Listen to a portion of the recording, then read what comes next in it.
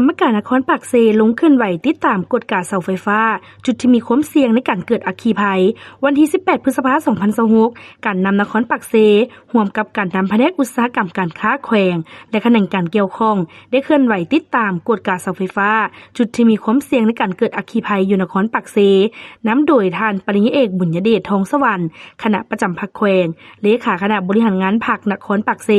การนำแผนกอุตสาหกรรมการค้าแขวงพร้อมด้วยพนักงานวิชาการที่เกี่ยวข้องของแผนกเทคโนโลยีการสื่อสารแขวงรัฐวิสาหกิจไฟฟ้าลาวสาขาแขวงและบริษัทโทรคมนาคมสาขาแขวงจำปาสักเข้าร่วมการเคลื่อนไหวครั้งนี้ได้ติดตามกฎการเสาไฟฟ้าจุดที่มีความเสี่ยงที่จะเกิดอัคคีภัยอยู่ด้านหน้าของศูนย์การค้าต่างเจริญตลาดใหม่ปากเซนครปากเซเพื่อเก็บกำสภาพความเป็นจริงแล้วร่วมกันวางทิศทางแก้ไขให้ว่องไวทันการทั้งหลีกเว้นการเกิดอัคคีภัยในต่อหน้า